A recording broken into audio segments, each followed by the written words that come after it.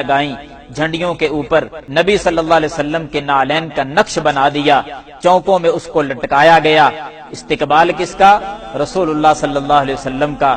لا حول ولا قوت الا باللہ، نبی کا استقبال نبی کے جوتے کے ساتھ کیا گیا۔ لا حول ولا قوت الا باللہ۔ اس سے آگے بڑھیں، دیکھیں اسی نالین کے اندر نبی صلی اللہ علیہ وسلم کا پاک نام بھی جوتے کے اوپر لکھا گیا۔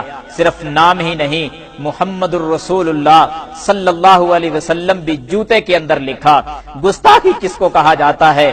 حضرات آپ اور آگے بڑھیں، اسی نالین پاک کے اندر نبی صلی اللہ علیہ وسلم کا نام بھی، اللہ کا نام بھی، گستاخی یہاں تک پہنچی بسم اللہ الرحمن الرحیم بھی لکھا گیا، لا الہ الا اللہ محمد الرسول اللہ بھی لکھا گیا۔ گستاخی اس حد تک بھی پہنچی، نالین کے اندر نبی کے جوتا مبارک کے نقش کے اندر اللہم صلی علی سیدنا محمد وعلی آل سیدنا محمد صلی اللہ علیہ وسلم، یہ درود بھی لکھا گیا۔ اور گستاخ کس کو کہا گیا؟ جو جشن نہیں مناتے۔ انصاف کے ترازو میں رکھ کر میری باتوں کو ذرا تول کر وزن کیجئے اور اپنے دل سے فیصلہ لیجئے کہ گستاخ کون ہے۔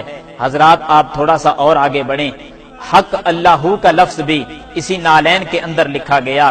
گستاخی اس حد تک پہنچی کہ خوشی مناتے مناتے اپنے حواس بھی کھو بیٹھے، گاڑی پر بینر لگائے گئے جس پر الصلاۃ والسلام علیک یا رسول اللہ صلی اللہ علیہ وسلم کا لفظ لکھا گیا۔ جوتے پہن کر اوپر چڑھ گئے اور اسی الفاظ کو، رسول اللہ صلی اللہ علیہ وسلم جیسے پاک الفاظ کو اپنے پاؤں کے نیچے روند ڈالا۔ لا حول ولا قوت الا باللہ۔ گستاخی کس کو کہا جاتا ہے؟ حضرات اگر آپ تھوڑا سا اور آگے بڑھیں، گستاخی اس حد تک بھی پہنچی ہے کہ سینمے کے آگے بینرز لگا دیے گئے، اشتہار اس خوشی میں اوپر لکھا گیا جشن عید میلاد النبی صلی اللہ علیہ وسلم کی خوشی میں آج 4 شو ہوں گے۔ لا حول ولا قوت الا باللہ۔ کیک بنائے گئے، نام محمد لکھا گیا، لفظ اللہ لکھا گیا، پھر بڑی بڑی چھری اور چاقوؤں کے ساتھ اس لفظ اللہ کو کاٹ دیا گیا۔ پوچھنا چاہتا ہوں کہ لفظ محمد صلی اللہ علیہ وسلم کو کاٹ کر خود ہی کھایا گیا اور گستاخی کا دھبا کسی اور پہ لگایا گیا۔ حضرات اگر آپ تھوڑا سا اور آگے بڑھیں تو نبی صلی اللہ علیہ وسلم کی گستاخی اس انداز میں بھی کی گئی کہ نبی کا نام لے کر خوشی یوں منائی گئی کہ لوگ ڈانس کرتے ہوئے نظر آئے۔ مرد حضرات گلیوں میں ناچتے ہوئے نظر آ رہے ہیں، کس لیے کہ نبی کا جشن منایا جا رہا ہے۔ نبی کے نام پر بے حیائی کو فروغ کیسے دیا جاتا ہے؟ لڑکیاں ناچنے لگیں۔ اس حد تک یہ گستاخی پہنچی، نبی کا نام استعمال کیا گیا، خوشی کا لفظ بول کر بے حیائی اس قدر بنت حوا کو بے پردہ کر کے چوکوں میں لا کر اس کو ناچ اور ڈانس اس سے کروایا گیا۔ حضرات بنت حوا کی عظمت تو یہ تھی کہ صفا مروہ کی سعی کرتے ہوئے بھی اسلام بنت حوا کو اجازت نہیں دیتا کہ وہ صفا مروہ کے درمیان وہ دوڑنے کی اجازت بھی اسلام نے نہیں دی۔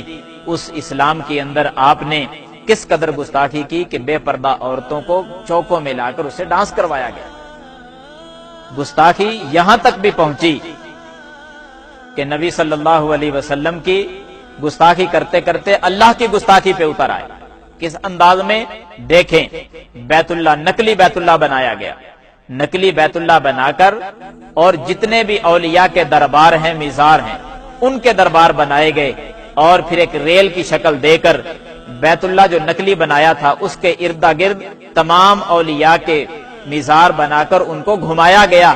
یہاں تک بینر لگا دیے گئے کہ سوائے ابلیس کے سبھی خوشیاں منا رہے ہیں۔ حضرات یہ جملہ کہہ کر نہ تم نے سیدنا ابوبکر صدیق کو چھوڑا، نہ پیارے فاروق کو چھوڑا، نہ عثمان کو چھوڑا، نہ علی کو چھوڑا، نہ تمام صحابہ کو چھوڑا، نہ ائمہ دین کو چھوڑا، ہر کسی کو تم نے ابلیس اور شیطان کہہ دیا ہے۔ گستاخ پھر بھی وہ ٹھہرے جو جشن نہیں مناتے۔